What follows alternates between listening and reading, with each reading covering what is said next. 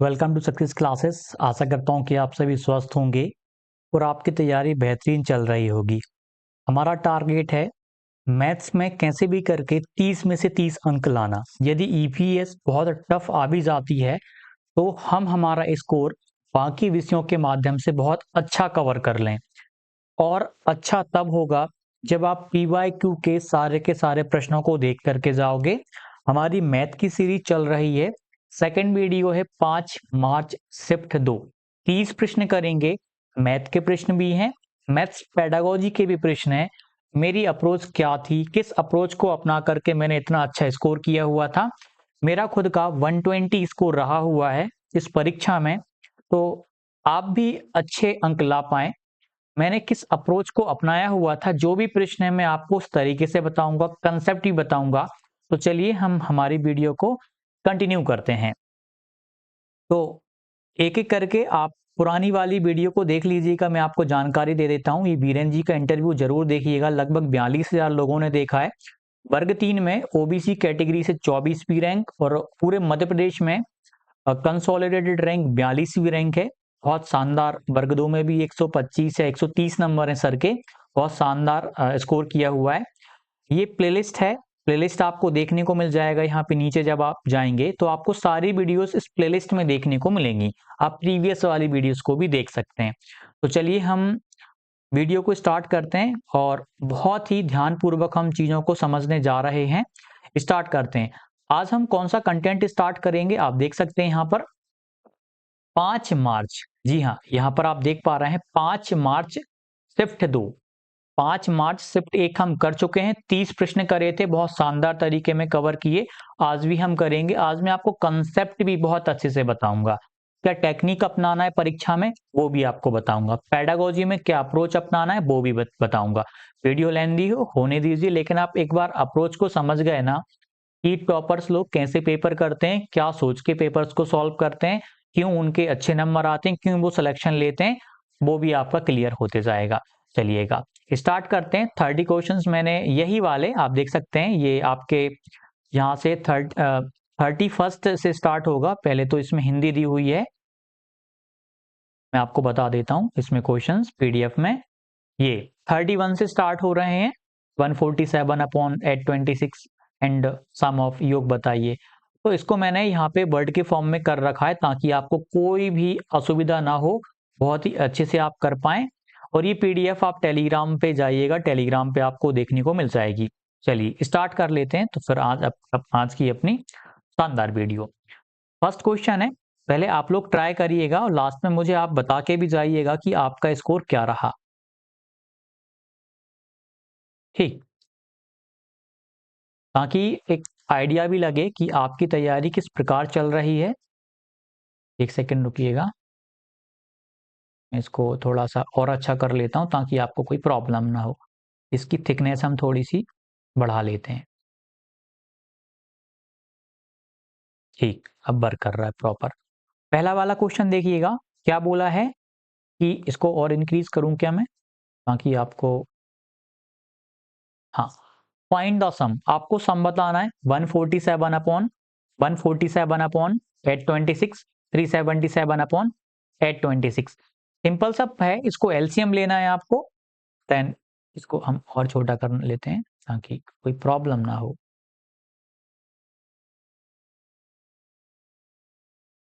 ठीक, अभी एक इशू चल रहा है छोटा सा। यदि क्या है कि लाइव नहीं ले पा रहा मैं, यदि लाइव लूंगा तो फिर बहुत शानदार तरीके में आपके साथ कनेक्ट हो पाऊंगा आगे चल के। लेकिन जमाएंगे वो चीज़ भी, क्योंकि गांव में नेटवर्क के इशू चल रहा है, प्रॉब्लम्स रहती हैं। ब्रॉडबैंड लगवाने की कोशिश करी हुई, अभी केवल वो कनेक्शन पूरा नहीं हो पाया है। चलिए पहले वाले क्वेश्चन को देखते हैं। कम टाइम मतलब जो अप्रोच रहेगी हम उसको देखेंगे। वैसे ये वाला क्वेश्चन जो था बहुत ही सिंपल आया था, इसमें ज़्यादा मुझे खास कुछ लगा नहीं। इसमें सिंपल सा ऐड करना था आपको। देखिएगा यहाँ ऐड करते हैं 147, एक सेकेंड,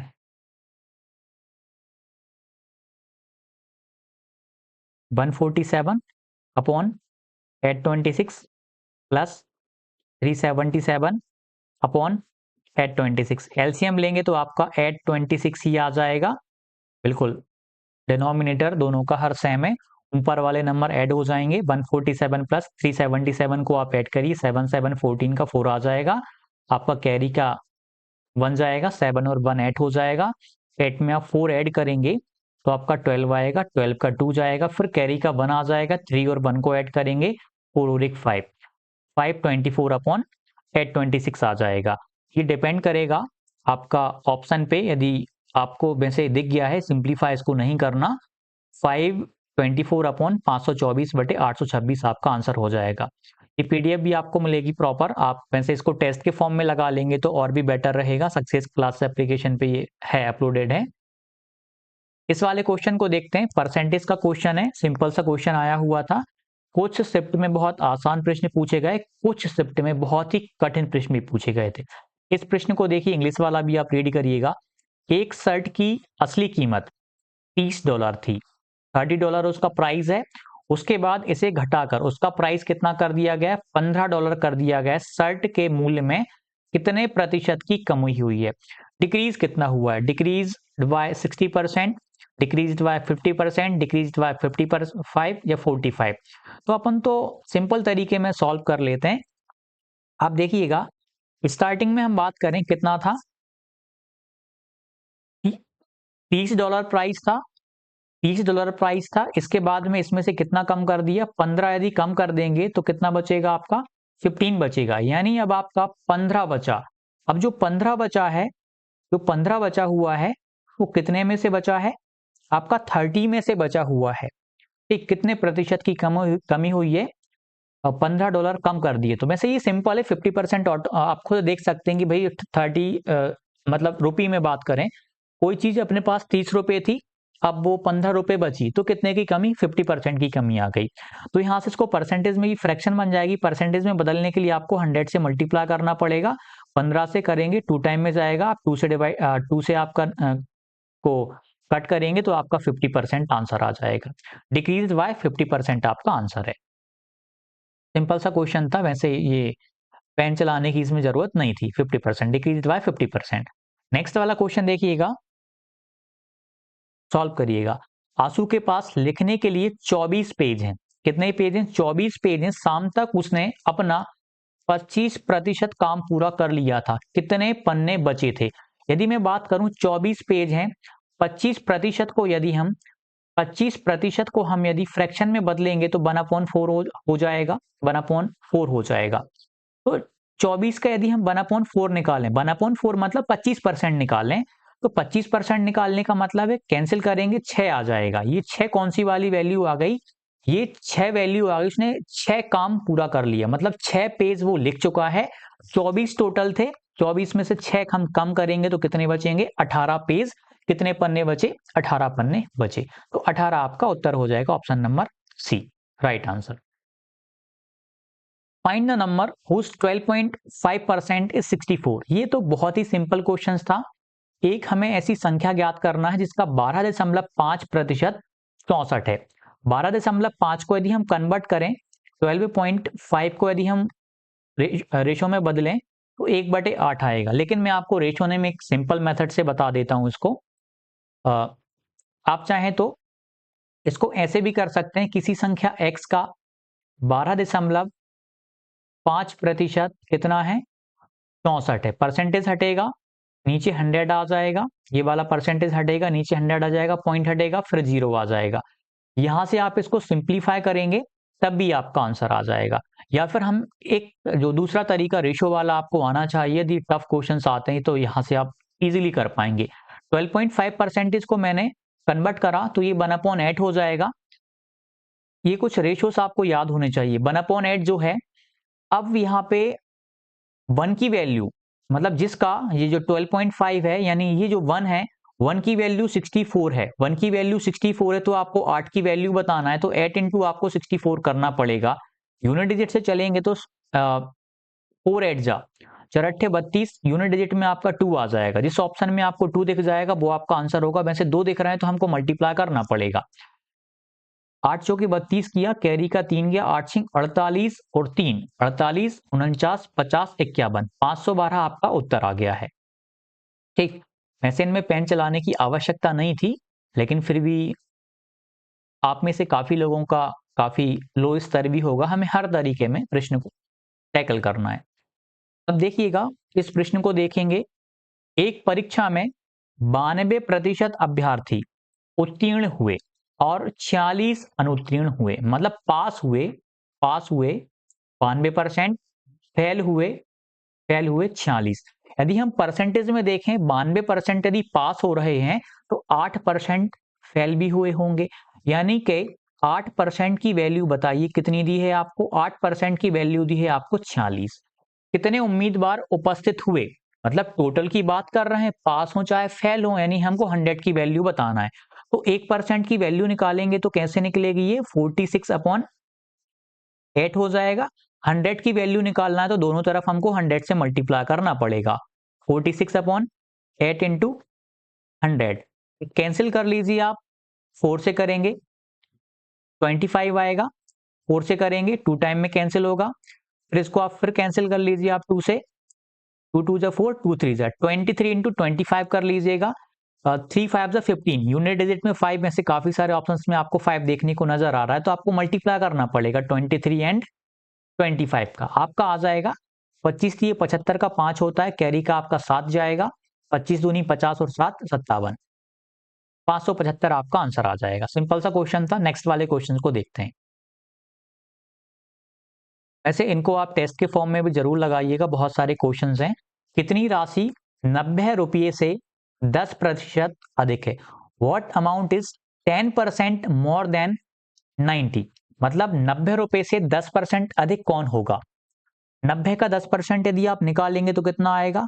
9 आएगा। देखिए, 90 का 10% निकाल लीजिए, 10% परसेंटेज हटेगा ये वाला तो नीचे आपका 100 आ जाएगा, 2 जीरो से 2 जीरो कैंसिल करिए, 9 अधिक होगी, मतलब 90 में 9 ऐड कर दीजिए, आपका 99 आंसर आ जाएगा। इसके बाद नेक्स्ट वाला क्वेश्चन देख लेते हैं।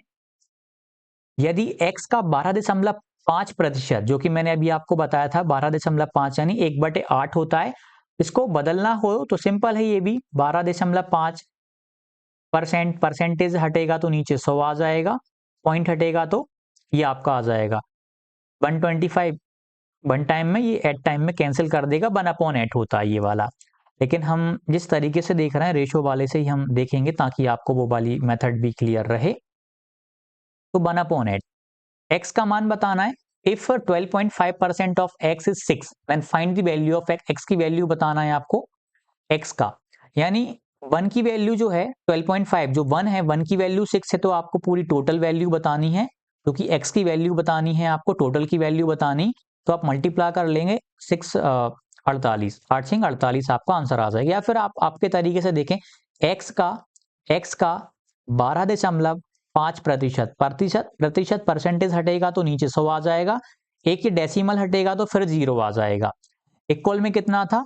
6 था। अब आप इसको उधर ले जाइएगा, 1000 अपॉन में 125, फिर ये कैंसिल कर देगा 8 टाइम में, आपका फिर यहां से भी 48 आएगा। सेकंड वाले तरीके में भी हमने देख लिया। नेक्स्ट वाले क्वेश्चन को देखेंगे, सिंपल सा क्वेश्चन है। प्रतिशत के रूप में अनुपात 3:5 है। The ratio 3:5 as a percentage is, simple है, 3/5 को आपको परसेंटेज में बदलना है, तो so you have to multiply it by 100 and you can easily find the value in percentage. तो सिंपल है, 5 से हम डिवाइड करेंगे 20 आ जाएगा, 5 2 जा 10 एंड 0 कितना आ जाएगा? 3 इंटू 20 कर लीजिएगा, आपका 60% आंसर आ जाएगा। सिंपल था, ऑप्शन नंबर बी आपका। कुछ क्वेश्चंस बहुत सिंपल भी आए थे, काफी सारे क्वेश्चंस इसमें, तो वैसे जहां तक मुझे लग रहा है सिंपल क्वेश्चंस ही आपको देखने को मिलेंगे, बट जिनका मैथ वीक है उनको इनके प्रश्नों का अभ्यास कर लेना है। 0.75 कितने प्रतिशत के बराबर है? 0.375 कितने प्रतिशत के बराबर है? इसको आपको परसेंटेज में बदलना है। परसेंटेज में बदलने के लिए 0.375 को आप भैंसा का भैंसा लिखिएगा, इसको आप हटा करके आप 100 नीचे कर दीजिएगा। परसेंटेज में बदलने के लिए आपको 3 जीरो आएंगी, क्योंकि पॉइंट के बाद 3 डिजिट थे। अब ये आपका फ्रैक्शन बन गया। आपको फ्रैक्शन को जब परसेंटेज में बदलते हैं हम, तो 100 से मल्टीप्लाई किया जाता है, तो यहां से आपकी 2 जीरो से 2 जीरो कैंसिल हो जाएंगी, आपका 375/100 10 आ जाएगा। तो आपका आंसर यहाँ से निकल के आएगा, जब आप 10 से डिवाइड करोगे 37.5 आपका राइट आंसर हो जाएगा। ये आपका ऑप्शन नंबर सी आपका राइट आंसर है। तो हमेशा ध्यान दीजिएगा, जब कोई फ्रैक्शन दी हुई हो, भिन्न दी हुई हो, उसको परसेंटेज में बदलना हो तो 100 से गुणा करिएगा। एक सेकेंड, 100 से आप गुणा करिएगा, आपको प्रतिशत में वह चीज मिल जाएगी। यदि कोई चीज आपको प्रतिशत में दी हुई हो, तो आप क्या करेंगे, 100 से उस परसेंटेज हटा के नीचे 100 कर दीजिए, आपको वो भिन्न में देखने को मिल जाएगी। ये दो तरीके आपको काम आएंगे। इस वाले क्वेश्चन को हम देख लेते हैं।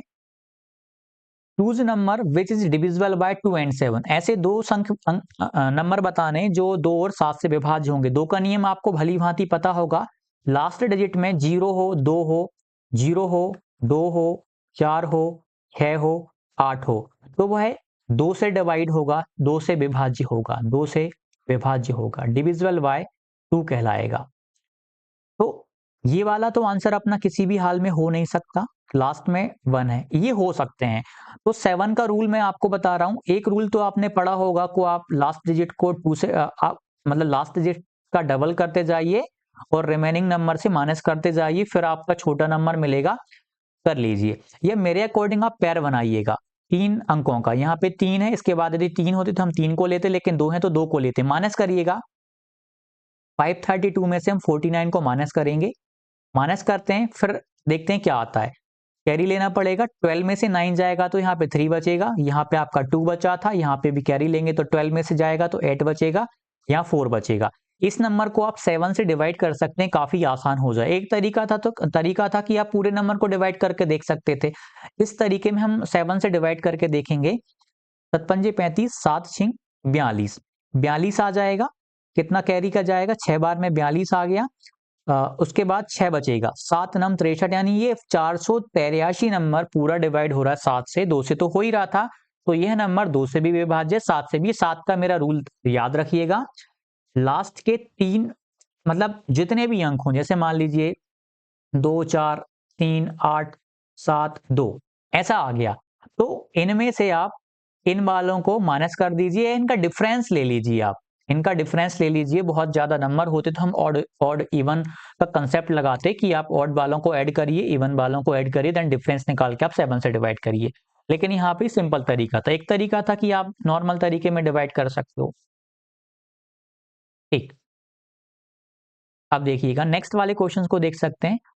आप लोग वर्ग 3 का सुपर गार्डेंस बैच जरूर ज्वाइन करिएगा। सुपर टेस्ट सीरीज यहाँ पे आपको मेरे हैंड रिटन नोट सीडीपी के मिल रहे हैं, आप बहुत अच्छे स्कोर करोगे उनको पढ़ने के बाद। स्टडी मटेरियल हम परिश्रम ग्रुप में दे ही रहे हैं, नोट्स आपको मिल रहे हैं, डिटेल्ड सॉल्यूशंस टेस्ट का मिल रहा है, पीवाईक्यू आपको मिल रहा है, बहुत सारी चीजें हैं।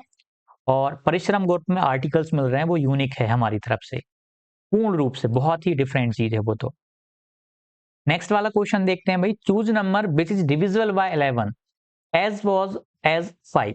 वह संख्या चुने जो 11 और 5 से विभाज्य हो। सिंपल है, इसका ये हाइड कर लेते हैं भाई। ठीक, अगली बात से हम ध्यान रखेंगे। तो 5 से विभाज्य होने के लिए 5 का रूल है, लास्ट में या तो 0 हो लास्ट डिजिट अंतिम अंक, या फिर 5 हो। तो यहाँ पे तो केवल एलिमिनेशन से हम केवल इसको जा पा रहे हैं कि ये आंसर नहीं होगा, क्योंकि 5 से डिवाइड है ही नहीं, 0 या 5 नहीं। लेकिन इनको तो हम चेक करना पड़ेगा। इसका रूल सिंपल होता है। 11 का रूल क्या होता है कि आप सम विषम नंबर पर आने वाले अंक और सम नंबर पे आने वाले अंकों को ऐड करिए। यहाँ पर 1 है, 3 है, 5 है, इनको ऐड करिए। 1, 3, 4 और 5 9 आ जाएगा आपका विषम अंक पे। उसके बाद सम वालों को ऐड करिए, 3 और 1 को आप ऐड करेंगे तो आपका ये 4 आ जाएगा। इनका डिफरेंस ले लीजिए, आपका डिफरेंस 5 आएगा। क्या 5 आपका 11 से डिवाइड हो रहा है? नहीं हो रहा। या तो 0 आ जाता तब भी हम 11 से डिविजिबल कह देते, 11 आ जाता, 22 आ जाता, 33 आ जाता, तो 11 से डिविजिबल कहलाता। अब इसको देख लेते हैं। इसमें आप 5 को 0 को 5 को ऐड करिए, आपका 10 आ जाएगा।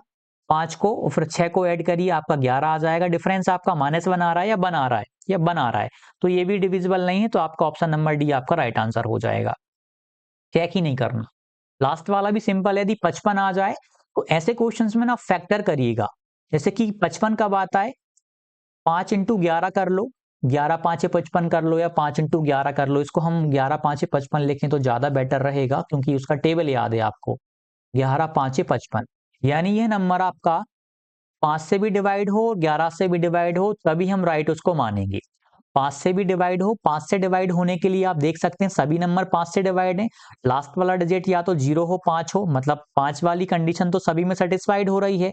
11 का रूल मैंने बताया, सम और विषम अंकों का योग कर लीजिए, स्थानों पर आने वाले अंकों का योग कर लीजिए। तो पहले हम देखें विषम स्थान पे कौन कौन आ रहा है, मतलब पहले, तीसरे, पांचवे, सातवें पे कौन आ रहा है। जैसे पहले नंबर पे 1 आ रहा है, तीसरे पे ये आ रहा है, पांचवें नंबर पे आ रहा है। 1 3 5 को ऐड करोगे तो आपका 4 आ जाएगा। फिर विषम स्थान पे कौन आ रहा है, 3 आ रहा है, 4 आ रहा है, 5 आ रहा है। ऐड करिएगा, 3 और 1 4 हो जाएगा, और 3 और 1 4 और 5 9 आपका हो जाएगा। तो आपका ये 5 आएगा। एक सेकंड, कुछ मिस्टेक कर दी क्या, 1 और 3 को जोड़ा 4, 4 और 5 9 आया। पहले वाले केस में कितना आया था, 9 आया था, सॉरी। 3 और 1 4 और 1 5, हाँ 9 आएगा, 9 और 9। इसको हम फिर से बताते हैं, ये हमने कैलकुलेशन में मिस्टेक कर दी, सॉरी फॉर दैट। ठीक, देखिएगा सिंपल है। इसको ऐड करिएगा, 1 को, 3 को, 5 को, आपका 9 आ जाएगा। आप सम स्थानों को ऐड कर लीजिएगा, 3 को, 1 को, 5 को, ये भी आपका 9 आएगा। डिफरेंस लीजिए, आपका 0 आ गया। मैंने बोला ना 0 आ जाए, 11 आ जाए, या 11 का मल्टीपल आ जाए, हम उस नंबर को डिविजिबल कहेंगे 11 से, कि यह नंबर 11 से विभाज्य। 5 से तो था ही, तो आपका ऑप्शन नंबर है आपका राइट आंसर हो जाएगा। बाकी को चेक करना ही नहीं है, यदि गलत होता तो हम आगे बढ़ते। अब 9 का विभाज्यता का नियम भी आपको बता देता हूं। सभी अंकों का योग करिएगा, सभी अंकों का, सभी अंकों का योग करिएगा। यदि वह योग, सभी अंकों का योग यदि 9 से विभाज्य है, यदि 9 से विभाज्य है, 9 आ जाए या 9 का मल्टीपल आ जाए, मल्टीपल आ जाए, यदि 9 या 0, मतलब 9 या 9 से डिवाइड होगा, तो पूरा नंबर भी आपका 9 से डिवाइड हो गया। या फिर आप दो दो को एलिमिनेट कर सकते हो। मैं और शॉर्ट बताता हूँ, इन सभी को ऐड करोगे टाइम लगेगा। और भी शॉर्टकट बताता हूँ 9 का रूल का। क्या ये डिवाइड हो रहा है 9 से, हो रहा है, छोड़िए। ये डिवाइड हो रहा है, हो रहा है।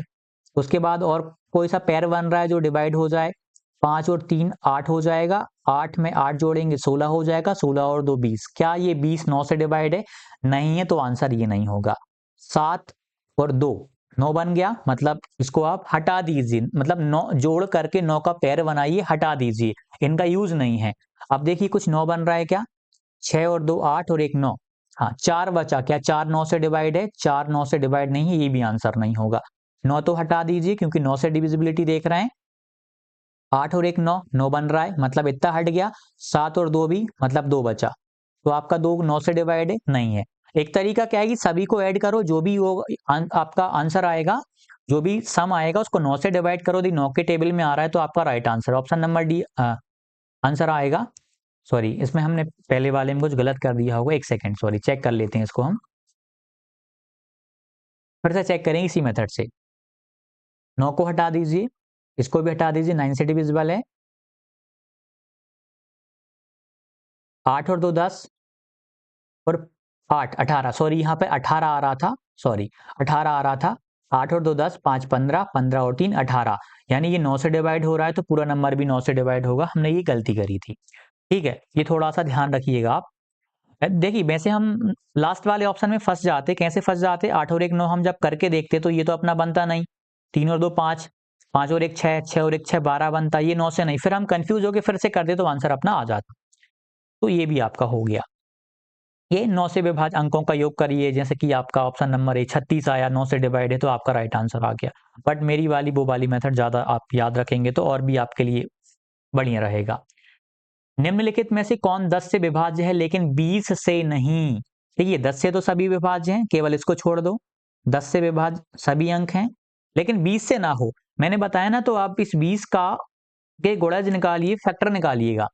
4 पंजे 20 या 5 चौके 20, 4 और 5 से डिवाइड हो, वह नंबर आपका 5 से तो सभी डिवाइड है, क्योंकि लास्ट डिजिट 0 आ जाए या आपका 5 आ जाए तब कहलाते हैं। 4 के लिए एक रूल होता है, जैसे कि लास्ट 2 के लिए क्या नियम रहता है कि लास्ट का डिजिट क्या आ जाए, 0 आ जाए, 2 आ जाए, 4 आ जाए, 8 आ जाए, तो वो 2 से डिविजिबल है। केवल एक अंक आ जाए 2 के लिए।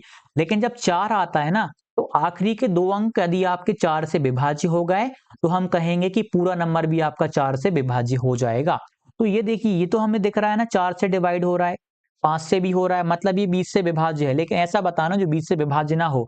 ये 4 से भी डिवाइड हो रहा है कि हाँ 60, बिल्कुल 15 चौके 60 डिवाइड हो रहा है। यह नहीं हो रहा आपका 4 से डिवाइड। देखिए 90 को डिवाइड करके देखिए 4 से, क्या डिवाइड हो पाएगा? 4 दूनी 8, 10 बचेगा, कैरी का 2 बच जाएगा। तो आपका ऑप्शन नंबर ए होगा, क्योंकि 20 से विभाज्य नहीं है। ये वाला देखिएगा, निम्नलिखित में से कौन 7 से विभाज्य है? अभी मैंने जो रूल बताया उससे आप करके देखिएगा। 3-3 का पैर बनाइएगा, 867, और ये वैसे इसमें 1 है तो 1 लीजिएगा, माइनस करके देख सकते हैं। वैसे ही हम सिमिलर इसमें करेंगे, इसमें करेंगे, इसमें करेंगे। ये आपके लिए आपको करना है। ठीक, इसका आंसर देख लो, सभी को चेक करना। एक तरीका वो है कि सभी को आप डिवाइड करके देख लो। 5 से विभाज्य है लेकिन 4 से विभाज्य नहीं है, ये हमें चेक करना। 5 से विभाज्य होने के लिए मैंने बताया आपको कि लास्ट डिजिट आपको 0 और 5 देखने को मिलेगा, तभी वो हम कहेंगे डिविजिबल। तो लास्ट वाला तो भैया भूल जाइए आप, 5 से विभाज्य है ही नहीं। 5 से विभाज्य हो लेकिन लास्ट वाला ऑप्शन तो है ही नहीं, उसको हमने हटा दिया। अब इनमें से होगा 4 से, लेकिन 4 से नहीं, ऐसा नंबर 4 से विभाज्य ना हो। 5 से सभी विभाज्य, 4 से लास्ट के डिजिट्स को पकड़ना पड़ेगा आपको 4 से डिविजिबल ना होने के लिए। तो बताइए 4 से डिविजिबल कौन नहीं है? 4 से डिविजिबल हो रहा है, हो रहा है। 4 से डिविजिबल हो रहा है, हो रहा है। 4 से डिविजिबल हो रहा है, क्या विभाज्य हो रहा है 65? क्या 4 से पूरा पूरा डिवाइड होगा? किसी भी हाल में नहीं होगा। डिवाइड कर लेते हैं, 4 एकम 4, कैरी का 2 बचेगा, 4 छिंग 24, फिर 1 बच गया। डिवाइड नहीं हुआ, ऑप्शन नंबर बी आपका राइट आंसर हो जाएगा। 17, निम्नलिखित भिन्नों में से सबसे बड़ी भिन्न ज्ञात कीजिए। सबसे बड़ी भिन्न, तो एक तरीका देखिएगा, जैसे मैं आपको बोलूं कि 1/2 और 1/4 में से कौन बड़ी भिन्न है, तो यहाँ पे आप ना क्रॉस मल्टीप्लाई किया करें। आप क्रॉस मल्टीप्लाई किया करें, देखते हैं कौन सी बड़ी भिन्न है। 4 का मल्टीप्लाई यहाँ पे करेंगे, 4 एकम 4, 2 का यहाँ पे करेंगे, 2 एकम 2। तो जिस तरफ बड़ा आएगा वो भिन्न आपकी बड़ी कहलाएगी। जैसे एक और ले लेते हैं, 3/2 ले लिया मैंने, 7/4 ले लिया, इम्प्रॉपर फ्रैक्शन है। तो क्रॉस मल्टीप्लाई 3 का 12 में करेंगे, तीचों के 12 आ जाएगा, इक्वल, एरो लगा लो। 2 का 7 से करेंगे, 7 दूनी 14। तो कौन सी बड़ी भिन्न आई? इस तरफ का नंबर बड़ा आया तो ये वाली भिन्न बड़ी आई। तो ऐसे ही सिमिलर आप इनमें कंपैरिजन करिएगा। एक का कंपैरिजन करके बता देता हूं, जैसे 6/, को हम छोटा कर लेते हैं, अदरवाइज आपको दिखेगा नहीं इस क्वेश्चन में। कर लेते हैं इससे, देखिएगा 6/35 है आपका, 6/35 इक्वल में रखिए आप 19/98। क्रॉस मल्टीप्लाई करेंगे, 6 इंटू हम 98 करेंगे, 35 इंटू हम 19 करेंगे। इस प्रकार से हम देखेंगे कि कौन सा नंबर, कौन सी फ्रैक्शन पूछी थी उन्होंने हमसे, सबसे बड़ी भिन्न। जो नंबर आएगा, जो छोटा आए उसको हटाते जाना, आपका आंसर आ जाएगा। ठीक, इसको आपको करना है, मैंने आपको तरीका बता दिया, कैलकुलेशन में टाइम लग जाएगा थोड़ा सा। ठीक, डिविजिबिलिटी वाले रूल से इनको नहीं जाना, बहुत टाइम लगेगा, लेंदी हो जाएगा। सबसे छोटी भिन्न आपको बताना है, ये वाला चलिए मैं पूरा करके बता देता हूं। सबसे छोटी भिन्न बताना है, सबसे छोटी फ्रैक्शन बताना है, ध्यान रखिएगा। तो इसको हम कर लेते हैं ताकि आप तरीका समझ जाएं। जैसे 13/15 इक्वल में आप दूसरे के साथ कंपेयर करो, 29/41। क्रॉस मल्टीप्लाई करेंगे, 13 का इंटू 41 से करेंगे, 13 इंटू 41 करेंगे, 41 करेंगे, सॉरी रफ करना पड़ेगा। 13 इंटू हम 41 करेंगे, इक्वल में लेंगे हम 15 इंटू 29। तो मल्टीप्लाई कर लो भाई, 13 एकम 13 का 3 आ जाएगा, कैरी का बन जाएगा, 13 चौके 52, 52 में एक जोड़ लो आप, 53 आ जाएगा, इक्वल में आप ले लो। 15 नंबर में 135, 135 का 5 आ जाएगा, कैरी का 13, 15 दूनी 30, 10 40, 3 43। तो छोटी बताना है, मतलब अभी ये वाली फ्रैक्शन हमें छोटी मिल गई, मतलब ये वाला अपना नहीं होगा क्योंकि ये फ्रैक्शन बड़ी देखने को मिली। अब हमें छोटी वाली फ्रैक्शन देखने को मिल गई ना, ये वाली देखने को मिली। अब इसके साथ हम कंपैरिजन किसी और का कर लेते हैं, 29/41, क्योंकि ये तो छोटी है। अब देखते हैं इससे छोटी कोई मिलती तो नहीं, 5/6। क्रॉस मल्टीप्लाई करेंगे वही, 6 का मल्टीप्लाई इनका, 41 का मल्टीप्लाई इनका, तो इनका 6 का मल्टीप्लाई, 6 नम 54 का 4 आ जाएगा, कैरी का आपका 5 जाएगा, 6 दूनी 12, 12 5 17 आपका आ जाएगा, इक्वल। 5 का 1 में करेंगे, 5 एकम 5, 5 चौके 20। तो बताइए छोटी वाली भिन्न फिर आपको 29/41 देखने को मिली, मतलब ये वाला तो आपका आंसर फिर भी नहीं होना। अब हमें क्या चेक करना पड़ेगा, मैं यहाँ करवा देता हूँ। अब 29/41 को हमें किसके साथ चेक करना है, 54/71 के साथ हमें ये चेक करना है, तो फिर क्रॉस मल्टीप्लाई करना पड़ेगा। 29 का मल्टीप्लाई 71 से चेक करना पड़ेगा, 41 का मल्टीप्लाई हम 54 से करेंगे और फिर देखेंगे कि मल्टीप्लाई में क्या आ रहा है। तो मल्टीप्लाई कर लेते हैं यहाँ पे 29 71, 9 का 9 आ जाएगा, कैरी कुछ नहीं गया, 2 एकम 2, 7 नम 63, 63 2 65, 65 का 5, कैरी का 6 जाएगा, 7 दूनी 14, 14 6, 14 6 20। ये आपका मल्टीप्लाई करने पे 20 2059 आएगा। इसका चेक कर लेते हैं, इसका मल्टीप्लाई कर लो, इसका भी यहाँ दिखेगा नहीं वैसे आपको, मैं यहाँ कर लेता हूँ 4154। ये वैदिक मैथ फार्मूला, जैसे कि पहले हम इनका मल्टीप्लाई करेंगे 4 आ जाएगा, फिर मतलब ऐसा वाला मल्टीप्लाई करा, फिर हम क्रॉस वाला मल्टीप्लाई करेंगे, 4 चौके 16, 5 एकम 5, 16 और 5 आपका 21 का 1 आएगा, कैरी का फिर 2 गया, 4 पंजे 20, फिर ऐसा कर लो 4 पंजे 20 और 2 22, 2214, ये वाला आपका आया 2214। तो ये वाली फिर फ्रैक्शन ये वाली बड़ी आ गई, मतलब 29/41 आपका राइट आंसर होगा। ऑप्शन नंबर बी आपका राइट आंसर होगा। ये तरीका बहुत बढ़िया है, क्योंकि डिवाइड वाले में आप पॉइंट वाली मिस्टेक कर सकते हो, जीरो लगाने वाली मिस्टेक आप शायद कर दो। ठीक है, अब देखिएगा ये वाला क्वेश्चन देख लेते हैं। अब हम थोड़ा सा बड़ा कर लेते हैं भाई इसको। ऊपर वाले क्वेश्चंस को मैंने एक नहीं करवाया था, वो आप करिएगा उस मेथड से। एक तंबू का आधार, अब देखिएगा एक तंबू है जिसका आधार है, आधार 150 सेंटीमीटर है, इसका जो पैरामीटर है वो 150 सेंटीमीटर है, इसका बेस जो है रेगुलर हेक्सागोन है, हेक्सागोन बेस है। मतलब इस प्रकार से आप देखेंगे 1 2 3 4 5 6 इस प्रकार की साइड रहेंगी, रेगुलर है मतलब सभी इक्वल रहेंगी, ये भी सेम रहेगी, ए रहेगी, ए रहेगी, हम ए माने तो ये भी ए ए ए ए, इस प्रकार से इसका पेरीमीटर आया 6a बेस का, और ये किसके इक्वल दिया है 150 के। तो प्रत्येक भुजा की मतलब एक ही वैल्यू बताना है हर एक की, तो यहाँ से एक ही वैल्यू कितनी आएगी 150 को आप 6 से डिवाइड कर लीजिएगा, 6 दूनी 12 आ जाएगा, कैरी का 3 जाएगा, 6 पंजे 30, यानी आपका आंसर आ जाएगा 25। ये पेरीमीटर को 6 से डिवाइड कर लो, 6 साइड होती हैं। एक नियमित घनाभ में कितने शीर्ष होते हैं, एक घनाभ बनाएंगे, शीर्ष पूछे हैं इसमें, ऐसे बनाने की आवश्यकता नहीं है, आपको वर्टेक्स याद होने चाहिए। ये कुछ 2-3 चीजें कॉमन चीजें हैं, हम तीनों को देख लेते हैं यहाँ पे।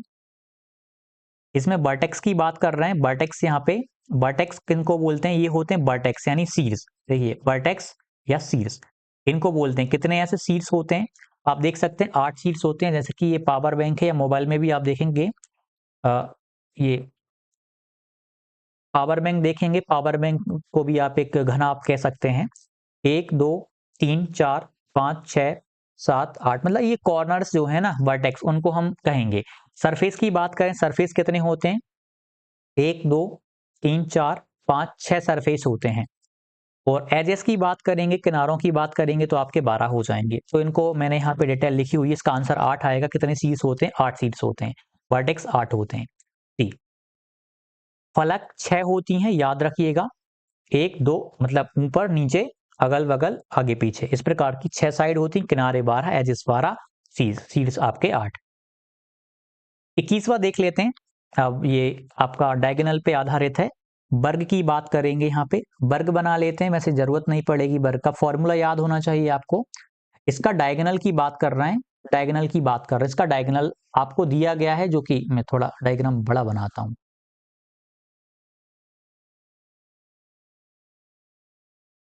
थोड़ा सा भाई देख लेना, थोड़ा ना, अरे रेक्टेंगल बन गया ये तो, कोई बात नहीं, कैसा बनेगा आप लोग समझेंगे। क्या कि अपने पास अभी वैसा डिजिटल बोर्ड तो है नहीं। लो भैया पैरेललोग्राम बना दिया हमने, कोई बात नहीं है, आप इसको स्क्वायर मानिएगा।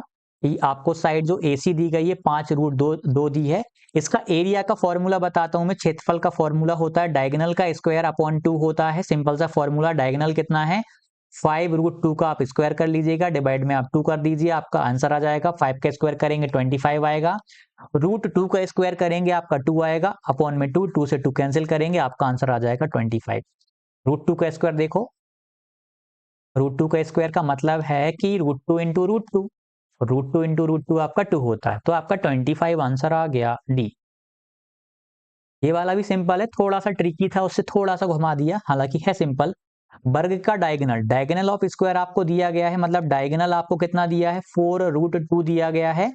दूसरे वर्ग का विकर्ण क्या है, मतलब एक और वर्ग है एक और स्क्वायर है, उसका डायगोनल आपको बताना है, डायगोनल आपको बताना है।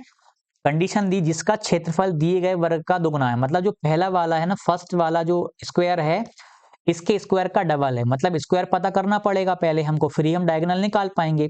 तो पहले तो पहले वाले का स्क्वायर निकालना पड़ेगा, पहले वाले का एरिया हमको पता है कि एरिया से तो हम परिचित हैं, डायगोनल का स्क्वायर अपॉन 2 होता है, डायगोनल क्या है 4√2 का स्क्वायर कर लीजिए, 4×4 = 16, √2 का स्क्वायर करेंगे 2 आएगा, अपॉन में 2, यानी आपका आ गया 16 सेंटीमीटर स्क्वायर, आपका एरिया आ गया पहले वाले वर्ग का। सेकंड वाले का निकालना, कंडीशन में बोल तो दिया कि भैया जो एरिया है वो डबल है, सेकंड वाले का एरिया कितना आ जाएगा, सेकंड का स्क्वायर का एरिया, सेकंड वाले स्क्वायर का एरिया कितना आ जाएगा, डबल था 32 आ गया। अब जब 32 आ ही गया, एरिया 32 आ ही गया, तो हमको तो पता है ना फॉर्मूला, डायगोनल स्क्वायर अपॉन 2 होता है, 2 इधर जाएगा मल्टीप्लाई में हो जाएगा, हटके 64 बन जाएगा, ये डायगोनल का स्क्वायर था, 2 हटेगा ये रूट में आ जाएगा, डी की वैल्यू आपकी 8 आ जाएगी, 8 सेंटीमीटर आपका राइट आंसर हो गया। सिंपल सा क्वेश्चन था ये भी। अब आपकी भैया आती है पेडागोजी। ठीक, चलिए स्टार्ट करते हैं पेडागोजी को, इनके कंसेप्ट को समझिएगा कैसे हमें सॉल्व करना है समझ के। एनसीएफ 2005 के अनुसार प्राथमिक स्तर पर संख्याओं और उन पर संक्रियाओं, मात्राओं का मापन आदि का शिक्षण। As per NCF 2005, teaching of numbers and operations on them. मतलब यहाँ पे हम किसकी बात कर रहे हैं, टीचिंग ऑफ नंबर्स की बात कर रहे हैं, संख्याओं को बढ़ाना, एंड ऑपरेशंस ऑन देम मतलब उन पे कुछ ऑपरेशंस करना, जोड़ घटाना गुणा भाग करना। मेजरमेंट ऑफ क्वांटिटीज, क्वांटिटीज का मेजरमेंट करना at primary level caters to the, मतलब क्या बताते हैं ये, गणित शिक्षण शिक्षण के संकीर्ण उद्देश्य को पूरा करता है। Narrow aim of teaching mathematics, higher aim of teaching mathematics, गणित शिक्षण के उच्च उद्देश्य को पूरा करता है। बच्चे की चिंतन प्रक्रिया के गणितीकरण के उद्देश्य को पूरा करता है। महत्वपूर्ण गणित शिक्षण के उद्देश्य को पूरा करता है। ये क्वेश्चन ट्रिकी है। अब ईएसवी ने क्या माना है, ऑप्शन नंबर ए आपने देख लिया होगा, वैसे ए आपका राइट आंसर रहेगा, संकीर्ण उद्देश्य को पूरा करता है। अब इसमें देखिएगा अधिकतर अभ्यर्थी कंफ्यूज होंगे, उन्हें लगेगा कि इसका आंसर ए भी होगा बी भी होगा, में से इसको तो वैसे काफी लोग नेग्लेक्ट कर देंगे कि यार इससे ज्यादा महत्वपूर्ण तो ऊपर वाले हैं। बच्चे की चिंतन प्रक्रिया के गणितीयकरण के उद्देश्य को पूरा कर सकता है, ये भी हो सकता है, लेकिन अभी एब्स्ट्रैक्ट थिंकिंग बच्चे में नहीं आएगी प्राइमरी लेवल में, तो कुछ और भी समझदार लोग होंगे इसको भी हटा देंगे, मतलब ये होने ही नहीं है। गणित शिक्षण के उच्च उद्देश्य को पूरा करता है, मतलब higher aim of teaching mathematics, higher aim को कहीं से कहीं तक पूरा नहीं कर रहा, कोई बहुत बड़े हाई लेवल पे जाके बच्चा की चीजें कवर नहीं हो रही, मतलब एक नैरो एम को कवर कर रहा है, जो बहुत अच्छे लेवल पे सोचेंगे वो उसको टिक कर पाएंगे, अदरवाइज ये क्वेश्चन कंफ्यूजिंग वाला था। अब देखिएगा ये डिटेल्ड एक्सप्लेनेशन आप देख लीजिएगा, पीडीएफ में पढ़ लीजिएगा, इससे आपकी समझ विकसित हो जाएगी। बहुत शानदार तरीके में ये चीजें हमने आपको दी हुई हैं। अब देखिएगा 24, Ram is playing and putting 3 balls as follows. Ram खेल रहा है और 3 गेंदों को निम्न प्रकार से रखता है। राम ही कर रहा है ये काम। मोहन क्या करता है, उसके खेल को देखते हुए एक तालिका बना रहा है। यह काम कर रहा है मोहन, यह काम कर रहा है राम। राम खेल रहा है, ये तालिका बना रहा है। तो ऑप्शन में देखिएगा उनके कार्य से क्या निष्कर्ष निकाला जा सकता है, बताइएगा। राम खेल रहा है और मोहन गणित कर रहा है। ऑप्शन बी, राम और मोहन दोनों सामान्यीकरण करने की कोशिश कर रहे हैं। राम और मोहन दोनों ही केवल खेल रहे हैं। राम गणित कर रहा है और मोहन खेल रहा है। तो ऑप्शन नंबर सी को तो आप देखते ही हटा देंगे, ऐसा हो ही नहीं रहा है। ठीक, एक मैथ में भी इन्वॉल्व है मोहन। राम गणित कर रहा है, क्वेश्चन में दिया था राम खेल रहा है, वो मैथ नहीं कर रहा। मोहन खेल रहा है, दोनों, मोहन खेल रहा है, मोहन नहीं खेल रहा, वो मैथ्स कर रहा है। मतलब ऑप्शन नंबर ए आएगा, राम खेल रहा है, मोहन गणित कर रहा है, क्योंकि मोहन कहीं ना कहीं टेबल बना रहा है, मैथ का काम कर रहा है, ये केवल खेल रहा है, जमा रहा है, ठीक, उसमें मैथ्स का कोई लॉजिक नहीं है। नेक्स्ट वाले को देखेंगे, ह्यूरिस्टिक ग्रीक शब्द से उत्पन्न हुआ जिसका अर्थ है टू डिस्कवर, जानना। ह्यूरिस्टिक का मतलब ही होता है, इसका मतलब ही होता है जानना। ठीक, ये याद रखिएगा, कई बार ये प्रश्न पूछा गया है बार बार, टू डिस्कवर। नेक्स्ट वाले क्वेश्चन को देखेंगे, बस क्वेश्चंस खत्म ही हो गए। सभी गणितीय अवधारणाओं को ठोस वस्तुओं के माध्यम से नहीं सीखा जा सकता। ऑल मैथमेटिकल, जब हिंदी में समझना है इन ऐसे क्वेश्चन को अंग्रेजी में भी पढ़िएगा। All mathematical concepts can not be learn through concrete objects. हर चीज कंक्रीट ऑब्जेक्ट से नहीं सीख सकता बच्चा। This statement points at which characteristics of mathematics. यह गणित के कौन से गुणधर्म को या विशेषता को बताता है? सार्वभौमिकता, क्या सार्वभौमिकता को बता रहा है? नहीं। एप्लाइड साइंस को बता रहा है, व्यवहारिक विज्ञान को? बिल्कुल नहीं बता रहा। अमूर्तता को बता रहा है, एब्स्ट्रैक्टनेस को बता रहा है, तार्किक विचार को बता रहा है। इसमें बस कंफ्यूजन होगा लॉजिकल रीजनिंग, एक यहाँ बच्चा कोई भी फंसेगा, एक अमूर्तता में फंसेगा। वैसे काफी लोग व्यवहारिक विज्ञान भी टिक कर सकते हैं कि हाँ, एक मतलब वो अनुभव वाली चीज है ना, एक पॉजिटिव कीवर्ड है, उस वजह से कुछ इसको भी कर सकते हैं, पॉजिटिव कीवर्ड ये भी है। लेकिन जब कंक्रीट से नहीं सीख रहा तो एब्स्ट्रैक्टली काम कर रहा होगा, तो यहाँ पर आपका अमूर्तता आएगा। ये जीन पियाजे के कंसेप्ट से बनाया गया क्वेश्चन है अप्रत्यक्ष रूप से। अगला वाला देखते हैं। पाठ्यक्रम निर्माण का मुख्य चरण क्या है? पाठ्यक्रम के उद्देश्यों को तैयार करना, मुख्य चरण बताना है। The main stage of curriculum, पाठ्यक्रम के उद्देश्यों को तैयार करना, पाठ्यक्रम में शामिल की जाने वाली सामग्री या विषय वस्तु का चयन करना, पाठ्यक्रम की सामग्री को व्यवस्थित करना। All of the given option. Simple है, डी आंसर आएगा, इसमें तो कुछ कलाकारी नहीं थी। तब तो पॉजिटिव दिख गया, दो पॉजिटिव दिख गया, तब भी आपका लास्ट वाला आंसर हो ही जाएगा। ये अच्छा क्वेश्चन है, ट्रिकी। नीचे दिए गए उपचारात्मक शिक्षण के चरणों का अनुक्रमिक क्रम क्या होना चाहिए?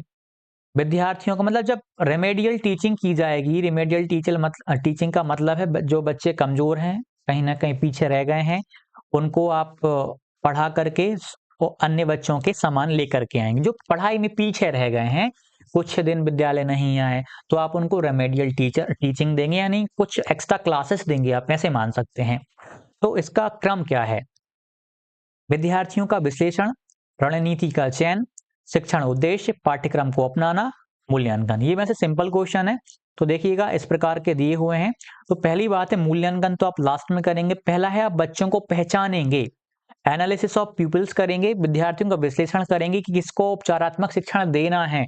तो आपका पहला वाला यहाँ पर आ जाएगा, मतलब ये पहले नंबर पे रहेगा। एवोल्यूशन तो आप मूल्यांकन बाद में करेंगे कि कौन कहाँ आपके पढ़ाने के बाद पहुंचा।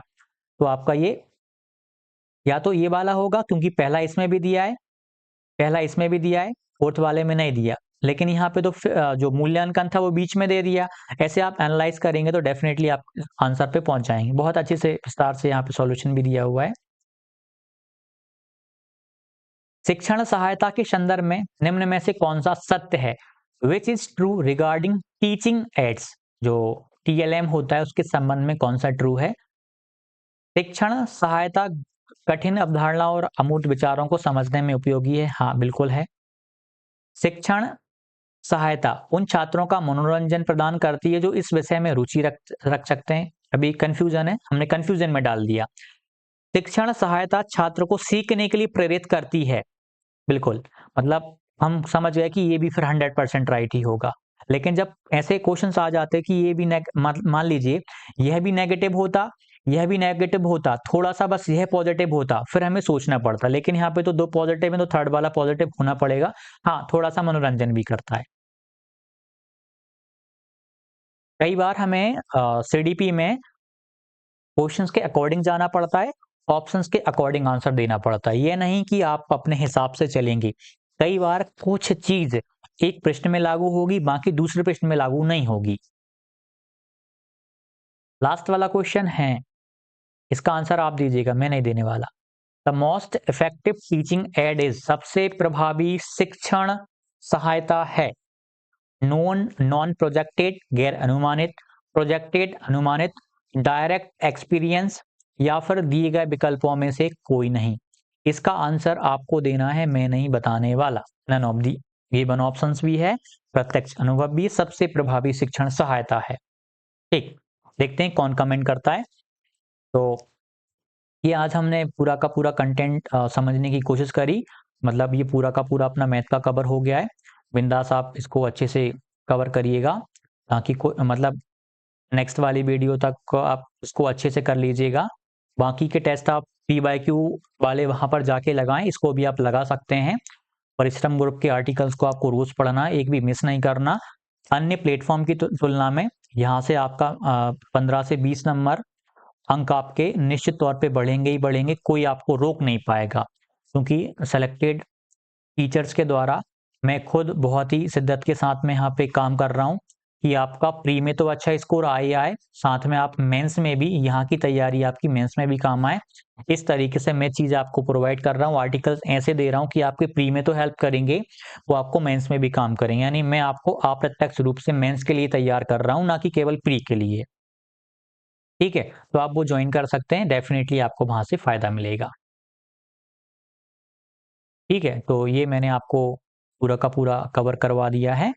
तो जो भी आपके डाउट हों आप कमेंट कीजिएगा, और सक्सेस क्लास एप्लीकेशन के उस बैच को ज़रूर ज्वाइन करिए। केवल टेस्ट नहीं दे रहे हम, टेस्ट के साथ में गाइडेंस बैच है, नोट्स आपको मिल रहे हैं, और भी चीज़ें हैं, आर्टिकल्स रेगुलर बेस पे मिल रहे हैं। जो भी मेरे पास स्टडी का मटेरियल अवेलेबल है आता है, मैं आपको सेंड करता हूँ।